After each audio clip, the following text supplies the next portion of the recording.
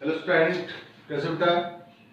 बेटा last video के अंदर हमने मोल कंसेप्ट और उससे रिलेटेड एटमॉस्फेयर के बारे में डिस्कस किया था। बेटा इस वीडियो के अंदर हम अपने मोस्ट इंपोर्टेंट टॉपिक की बात करेंगे, जहां से हर प्रकार के कंपटीशन एग्जाम के अंदर कम से कम 1 या 2 न्यूमेरिकल जरूर आते हैं। बेटा टॉपिक का नाम है बेटा कंसंट्रेशन ऑफ सॉल्यूशन।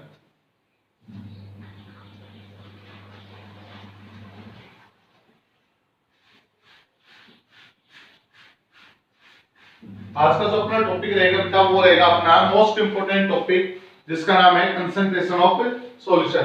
बेटा सबसे पहले तो हम सॉल्यूशन की बात करेंगे, उसके बाद हम कंसंट्रेशन से रिलेटेड क्वेश्चंस को सॉल्व करेंगे। सॉल्यूशन क्या होता है बेटा? भाई मान लो बेटा सॉल्यूशन क्या होता है? सॉल्यूशन होता है बेटा it is a homogeneous mixture of two or more non-reacting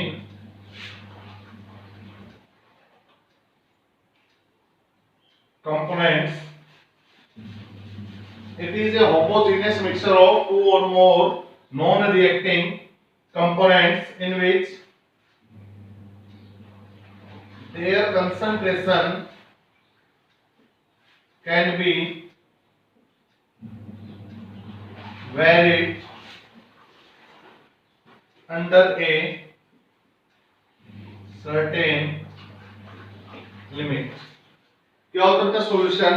solution एक होमोजेनियस मिक्सचर होता है बेटा। इस होमोजेनियस मिक्सचर के बारे में हम ऑलरेडी पहले डिस्कस कर चुके हैं कि होमोजेनियस मिक्सचर वो मिक्सचर होता है बेटा जिसमें कितनी फेज होती है? केवल एक फेज होती है। तो ये आपका कोई भी होमोजेनियस मिक्सचर होगा किसका? दो या दो से अधिक आपस में नॉन रिएक्टिव मतलब होता है जो आपस में रिएक्शन ना करें। दो या दो से अधिक आपस में रिएक्शन ना करने वाले कंपोनेंट का एक होमोजेनियस मिक्सचर बेटा। और इस मिक्सचर के अंदर उन कंपोनेंट की कंसंट्रेशन, यहाँ पर कंसंट्रेशन मतलब क्या बेटा? मात्रा से, क्वांटिटी से। तो उस मिक्सचर के अंदर उन कंपोनेंट की कंसंट्रेशन, उनकी क्वांटिटी कैन बी वेरीड, बदल सकती है बेटा। लेकिन किस में बदलेगी तो एक लिमिट के अंदर बदलेगी बेटा। तो वो जो सॉल्यूशन होगा, वो जो मिक्सचर होगा, वो आपका क्या कहलाएगा? सॉल्यूशन कहलाएगा। तो सॉल्यूशन क्या होता है? एक होमोजेनियस मिक्सचर होता है बेटा। किसका? दो या दो से अधिक नॉन रिएक्टिंग कंपोनेंट का क्या होता है बेटा? एक होमोजेनियस मिक्सचर होता है। उस मिक्सचर के अंदर उन कंपोनेंट की मात्रा क्या होती है? वेरिड हो सकती है, लेकिन होगी तो किस में होगी बेटा? एक लिमिट के अंदर। वो क्या कहलाएगा बेटा? आपका सॉल्यूशन। जैसे हम एग्जांपल की बात करें, एग्जांपल के अंदर मान लो आपने वाटर शुगर तैयार किया बेटा। तो वाटर शुगर तैयार करते हो तो आप क्या करते हो बेटा? वाटर लेते हो, इसके अंदर आप शुगर ऐड करते हो और आपका क्या तैयार हो जाता है बेटा? वाटर शुगर आपका तैयार हो जाता है। घर के अंदर जैसे आप बेटा सोडा वाटर वगैरह तैयार करते हो, लाइम वाटर तैयार करते हो, शिकंजी वगैरह तैयार करते हो, उसका एग्जांपल लिया मैंने कि आपने पहले क्या किया बेटा? वाटर ले रखा है। वाटर के अंदर आप क्या ऐड करते हो बेटा? शुगर के अंदर सारे इंग्रेडिएंट आपके शामिल है बेटा। लेमन भी है, साल्ट भी है, शुगर भी है, जो कुछ भी है वो यहाँ पर है। और आपका क्या तैयार हो गया? वाटर शुगर आपका तैयार हो गया। अब जो आपका वाटर शुगर तैयार हुआ है, जो आपकी शिकंजी तैयार हुई बेटा, उसको आप क्या करो? मान लो आपकी शिकंजी तैयार हो गई इस कंटेनर के अंदर, और आप अब क्या करो बेटा? इस वाटर शुगर को यहां से क्या करो? टेस्ट करो। आप जब इस वाटर शुगर को टेस्ट करते हो तो इसके टेस्ट में कोई भी फर्क नहीं होगा, क्योंकि हर जगह से चेक किया गया जो सैंपल होगा वो कैसा होगा बेटा? बिल्कुल सेम टेस्ट का होगा। तो जिसके अंदर एक सब्सटेंस कंप्लीटली दूसरे सब्सटेंस में क्या होता है? डिसॉल्व हो जाता है, उसको भी हम क्या बोलते हैं बेटा? होमोजेनियस मिक्सचर बोलते हैं। तो ये किसका है बेटा? दो या दो से अधिक कंपोनेंट का क्या तैयार हो गया? होमोजेनियस मिक्सचर तैयार हो गया। अब देखना, जो आपने वाटर शुगर तैयार किया, मान लो उसके अंदर शुगर ज्यादा है, तो उसके अंदर शुगर ज्यादा है तो आप क्या करो बेटा? और वाटर ऐड कर दो। लेकिन कितना ऐड करोगे? जितनी शुगर फालतू उतनी तो ऐड करोगे, उससे ज्यादा तो ऐड नहीं करोगे। या आपका मान लो शुगर कम है तो आप क्या करोगे? शुगर को ऐड करोगे। शुगर कितनी ऐड करोगे? जितनी कम उतनी ऐड कर दोगे। तो यहाँ पर अगर वाटर की और शुगर की कंसंट्रेशन चेंज करनी भी पड़े तो किसके अंदर चेंज करेंगे बेटा? एक लिमिट के अंदर ही चेंज करेंगे, उससे ज्यादा उसको चेंज नहीं करेंगे। तो ये आपका क्या बनता है बेटा, सॉल्यूशन। तो सॉल्यूशन क्या होता है बेटा, दो या दो से अधिक कंपोनेंट का एक मिक्सचर होता है। उस मिक्सचर के अंदर उन कंपोनेंट की जो कंसंट्रेशन वो क्या हो सकती है बेटा, चेंज हो सकती है, लेकिन किसके अंदर चेंज होगी बेटा, एक लिमिट के अंदर चेंज होगी। वो आपका क्या कहलाएगा, कंसंट्रेशन ऑफ सॉल्यूशन। अब ध्यान से सुनना बेटा, सॉल्यूशन को बनाने वाले दो कंपोनेंट होते हैं। सॉल्यूशन को बनाने वाले कितने कंपोनेंट होते हैं, दो कंपोनेंट होते हैं। एक तो होता है बेटा आपका सॉल्यूट और एक होता है बेटा आपका सॉल्वेंट। एक तो होता है सॉल्यूट और एक होता है बेटा आपका सॉल्वेंट। हम बोल सकते हैं कि सॉल्यूशन का अपना कोई अस्तित्व नहीं होता बेटा। सॉल्यूशन अस्तित्व में कब आता है, जब दो कंपोनेंट उसको बनाते हैं, एक तो सॉल्यूट और एक और बेटा सॉल्वेंट। पहले बात करते हैं सॉल्यूट क्या होते हैं। तो सिंपल सी डेफिनेशन जो न्यूमेरिकल बेस होती है वो क्या बेटा, the substance which is dissolve, the substance which is dissolve. जो सब्सटेंस घोड़ा जा रहा है बेटा वो क्या कहलाएगा, आपका सॉल्यूट कहलाएगा। And the substance in which dissolve, और सब्सटेंस किसमें घोड़ा जा रहा है बेटा वो आपका क्या कहलाएगा, सॉल्वेंट कहलाएगा बेटा। आपके पास दो कंपोनेंट आ गए, कौन कौन से, एक तो आ गया आपका सॉल्यूट और एक और आ गया आपका सॉल्वेंट। सॉल्यूट क्या होगा, सॉल्यूट वो सब्सटेंस होगा जो क्या किया जा रहा है, डिसॉल्व किया जा रहा है, वो तो क्या कहलाएगा आपका सॉल्यूट। और जिसमें डिसॉल्व किया जा रहा है वो आपका क्या कहलाएगा बेटा, सॉल्वेंट। अगर इसके थ्योरेटिकल डेफिनेशन की बात करें बेटा, तो थ्योरेटिकल डेफिनेशन बोलती है बेटा, the substance which is present in lesser quantity in solution। जो सब्सटेंस सॉल्यूशन में कम मात्रा में होगा वो सब्सटेंस आपका क्या कहलाएगा, सॉल्यूट कहलाएगा। यहाँ पर दो डेफिनेशन है, कंफ्यूज मत होना।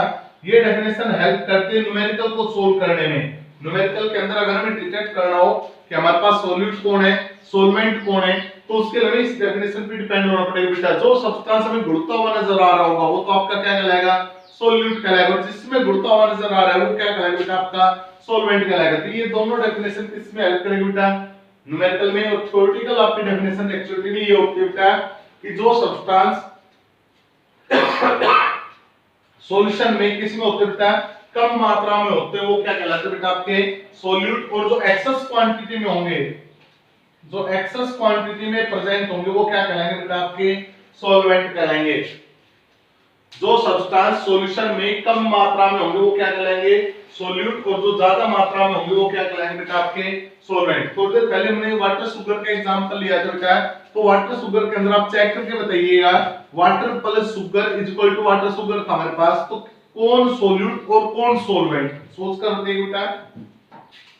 हमने यहां पे लिखा था वाटर प्लस शुगर और ये बना था आपका वाटर शुगर। तो यहां पर देखिए बेटा, शुगर को पानी में डिसॉल्व करते हैं, तो यहां पर जो शुगर है वो डिसॉल्व हो रही है बेटा। तो डिसॉल्व हो रही है तो किसका काम करेगी, सॉल्यूट का काम करेगी। वाटर किसका काम करेगा बेटा, शुगर को डिसॉल्व कर रहा है तो ये किसका काम करेगा, सॉल्वेंट का काम करेगा बेटा। और जब इन दोनों को आपस में ऐड कर दिया जाता है तो जो बनता है वो क्या बनता है बेटा, आपका सॉल्यूशन बनता है। तो सॉल्यूशन, अगर मान लो मैं सॉल्वेंट को हटा दूं और सॉल्यूट को बोलूं कि मेरे पास सॉल्यूशन है, तो ये बात जचने वाली तो है नहीं बेटा कि सॉल्यूट ही अकेले सॉल्यूशन को बना रहे हैं, ये बात तो बिल्कुल गलत है बेटा। तो सॉल्यूशन कब अस्तित्व में आता है बेटा, जब आपके दो चीज प्रेजेंट होगी, जब आपका सॉल्यूट भी प्रेजेंट होगा और जब आपका सॉल्वेंट भी प्रेजेंट होगा, तो हम बोलते हैं इन दोनों के मिलने से क्या प्रेजेंट हो जाएगा बेटा, आपका सॉल्यूशन प्रेजेंट हो जाएगा। अब सॉल्यूशन का जो मास होगा बेटा वो इन दोनों के मास के क्या होगा, इक्वल होगा। यानी कि मास ऑफ सॉल्यूशन क्या होगा बेटा, mass of solvent plus mass of solute. मान लो बेटा मैं बोलता हूं कि मेरे पास 10 ग्राम वाटर है, 10 ग्राम शुगर है, तो आपका जो सॉल्यूशन होगा वो कितने ग्राम का होगा बेटा, 20 ग्राम का होगा। तो इसका मतलब सॉल्यूशन का अपना कुछ नहीं होता बेटा, सॉल्यूशन का जो कुछ भी होता है वो किसके बराबर होता है, सॉल्यूट प्लस सॉल्वेंट के बराबर होता है। यहाँ तक कंसेप्ट क्लियर है। अब हम अपने टॉपिक पर चलते हैं बेटा। दूसरा पॉइंट इसका क्या है बेटा, कंसंट्रेशन ऑफ सॉल्यूशन। अब ये कंसंट्रेशन ऑफ सॉल्यूशन क्या होता है भाई,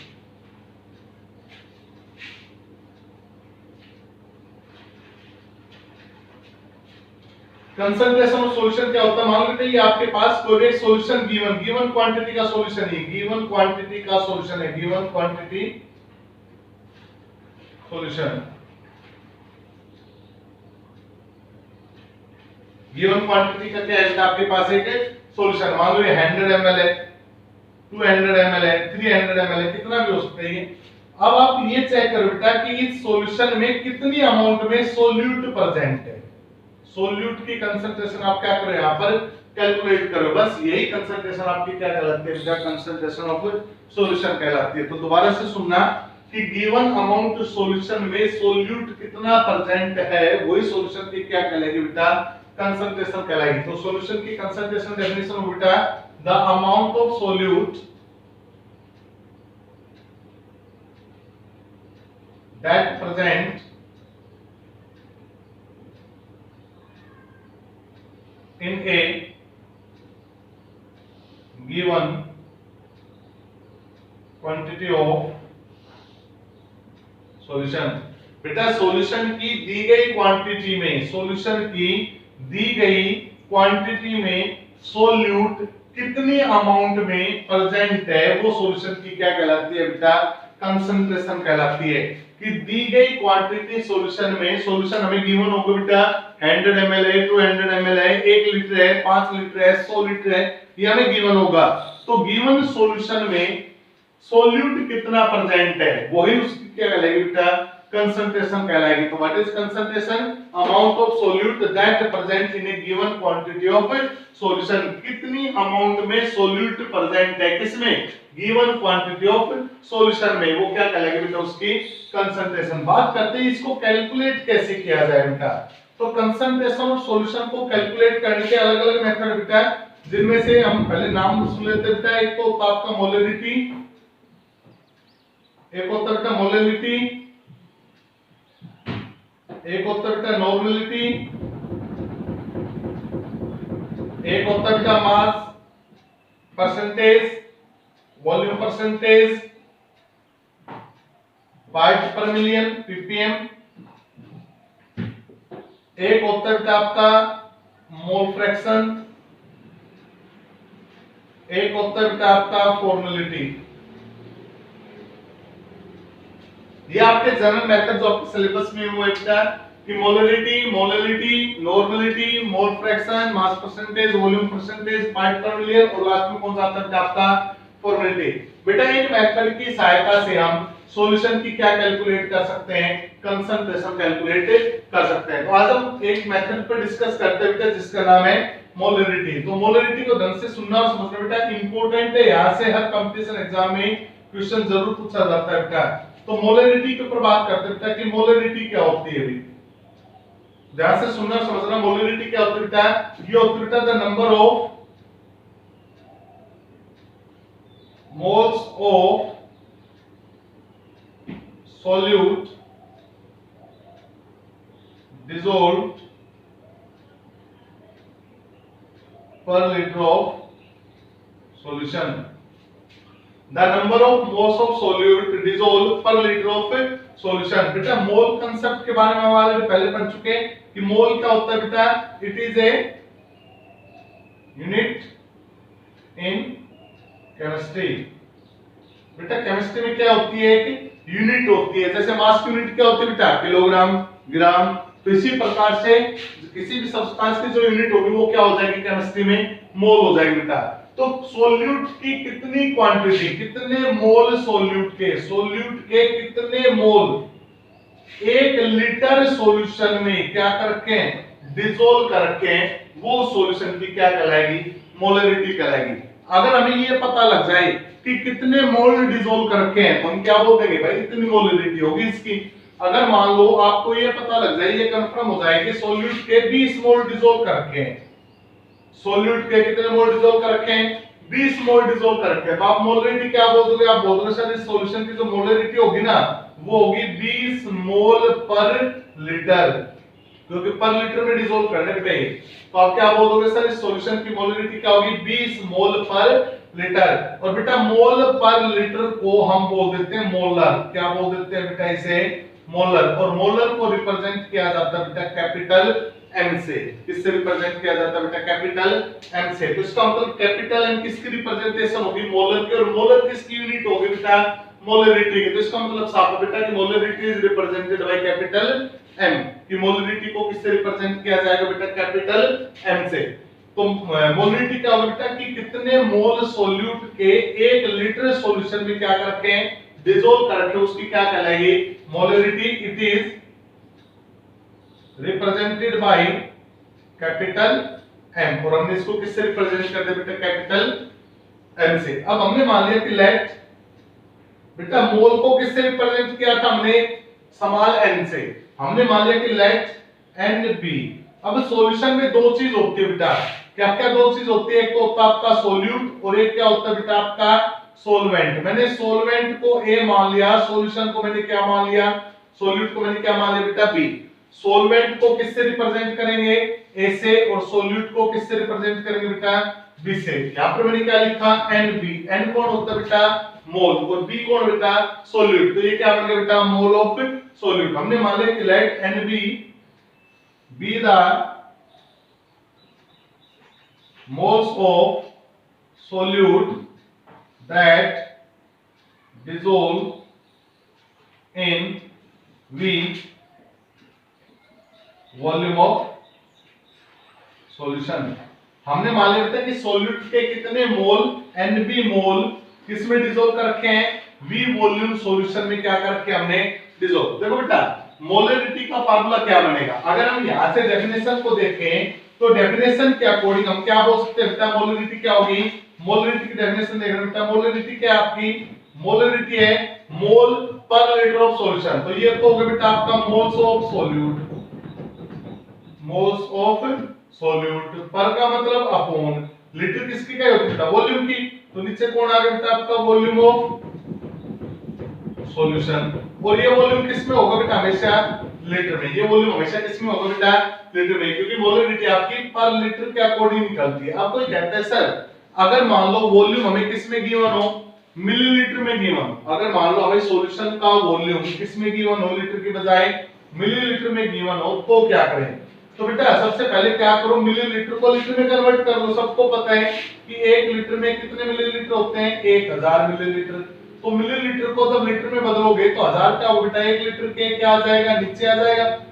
अगर आपका वॉल्यूम किस में गिवन है बेटा मिलीलीटर में गिवन है तो मिलीलीटर को 1/1000 से गुणा करोगे तो यहां पर जो 1/1000 हो वो 1000 कहां चला जाएगा आपका ऊपर चला जाएगा। तो यहां पर मैं लिख सकता हूं बेटा in volume, volume in if volume in millilitre. अगर आपका वॉल्यूम किस में गिवन है बेटा मिलीलीटर में गिवन है तो आपका वॉल्यूम मिलीलीटर में गिवन है तो मोलरिटी क्या बन जाएगी बेटा मोलरिटी आपकी बन जाएगी मोल्स ऑफ सॉल्यूट, नीचे कौन हो जाएगा बेटा वॉल्यूम ऑफ सॉल्यूशन किसमें मिलीलीटर में, और लीटर में बनाने के लिए इसको किससे डिवाइड करो बेटा 1000 और 1000 कहां चला जाएगा आपका ऊपर। तो ये दो फार्मूले आ गए बेटा आपके मोलरिटी का। एक तो फार्मूला क्या होगा मोल अपॉन वॉल्यूम, अगर मिलीलीटर में तो ऐसे चीज रखेंगे मिलीलीटर में तो किससे मल्टीप्लाई कर देंगे बेटा हम 1000 से। तो यहां पर हमें दो चीज चाहिए, एक तो हमें मोल ऑफ सॉल्यूट चाहिए और एक हमें क्या चाहिए बेटा वॉल्यूम ऑफ सॉल्यूशन। हमने मान लिया कि मोल ऑफ सॉल्यूट कितने हैं Nb और वॉल्यूम कितना है बेटा V, तो मोलरिटी क्या हो जाएगी बेटा मोलरिटी को किससे लिखा था हमने कैपिटल M से, तो मोलरिटी किसके बराबर बन जाएगी बेटा ये बन जाएगी आपकी mole of solute. Mole of solute कितना है Nb, वॉल्यूम कितना है बेटा V और गुणा में किससे मल्टीप्लाई कर दूं 1000 से। कब जब अगर ये वॉल्यूम किसमें हो बेटा मिलीलीटर में, और अगर ये लीटर में है तो 1000 से मल्टीप्लाई नहीं करेंगे बेटा। मान लो हमारे पास जो वॉल्यूम है वो किसमें है बेटा मिलीलीटर में, इसलिए मैंने किससे मल्टीप्लाई कर दिया इसको 1000 से। अब बेटा मोल निकालने का फार्मूला हमने पढ़ा था, मोल किसके बराबर होता है मास और अपॉन क्या होता है बेटा मोलर मास। मोल का फार्मूला ये तो होता है बेटा मास अपॉन मोलर मास। अब हमने मान लिया कि लेट WB, क्यों B हमने हमेशा किसको मानना है बेटा, सोल्यूट को मानना है, तो B रिप्रेजेंटेशन किसकी होगी, हमेशा सोल्यूट की होगी। और W क्या होता है बेटा, वेट या मास। हमने मान लिया कि let WB and MB be the mass and molar mass of solute। हमने मान लिया बेटा कि जो आपका सोल्यूट है उस सोल्यूट का मास कितना है WB और उस सोल्यूट का मोलर मास कितना है MB। तो इसका मोल फ्रैक्शन, मोल क्या होगा बेटा इसका, M mole of solute NB किसके बराबर होगा, मास। मास कितना है बेटा WB, मोलर मास कितना है बेटा आपका MB। ये किसकी वैल्यू आ गई बेटा, आपके मोल की वैल्यू आ गई। इस मोल की वैल्यू को यहां पर पुट कर दो, इक्वेशन नंबर 1 मान लो इसे, पुट इन 1। जब इक्वेशन नंबर 1 में इसको पुट करोगे तो मोलरिटी M किसके बराबर हो जाएगी बेटा, ये बराबर हो जाएगी NB। NB की वैल्यू ये बेटा आपकी क्या है, WB बाई MB। नीचे कौन है बेटा, सॉल्यूशन का वॉल्यूम जो गिवन होगा बेटा V, और इनटू में 1000 से मल्टीप्लाई कब करना है, जब आपका वॉल्यूम किस में होगा बेटा, मिलीलीटर में। ये क्या आ गई बेटा आपकी मोलरिटी कैलकुलेट होगी। अब इस मोलरिटी में हमें तीन चीज चाहिए बेटा, क्या क्या, एक तो मास ऑफ सॉल्यूट चाहिए, मोलर मास चाहिए, और एक क्या चाहिए बेटा, उसका वॉल्यूम, सॉल्यूशन का वॉल्यूम। आप क्या कैलकुलेट कर लोगे, मोलरिटी। यूनिट क्या होगी बेटा इसकी, मोल पर लीटर, मोल पर लीटर, और जिसको हम क्या बोलेंगे बेटा, मोलर, और molar represented by capital M। ये है बेटा आपकी मोलरिटी। जिस हिसाब से हमने इसकी मोलरिटी कैलकुलेट किया बेटा, उसी हिसाब से हम क्या कैलकुलेट कर सकते हैं सॉल्यूशन की कंसंट्रेशन। ये आपका फर्स्ट मेथड था बेटा, मोलरिटी ऑफ ए सॉल्यूशन। किसी भी सॉल्यूशन की मोलरिटी को कैसे कैलकुलेट किया जाए, बस तीन बातों को ध्यान रखना बेटा। मोलरिटी क्या होती है, मोल ऑफ सॉल्यूट पर लीटर ऑफ सॉल्यूशन, कि 1 लीटर सॉल्यूशन में कितने मोल सॉल्यूट के प्रेजेंट है। सॉल्यूट का फार्मूला, मोल का फार्मूला क्या होता है बेटा, मास बटे मोलर मास। सॉल्यूट का मास बटे सॉल्यूट का मोलर मास रखेंगे, वॉल्यूम रखेंगे, 1000 से मल्टीप्लाई करेंगे, कब, जब मोलरिटी, जब आपका वॉल्यूम किसमें होगा, मिलीलीटर में, तो आपकी क्या निकल कर आ जाएगी बेटा, मोलरिटी। इसके न्यूमेरिकल नेक्स्ट वीडियो के अंदर देखते हैं बेटा। इस वीडियो के अंदर इतना ही, ढंग से पढ़ना बेटा, मोस्ट इंपोर्टेंट टॉपिक है आपका। Thank you.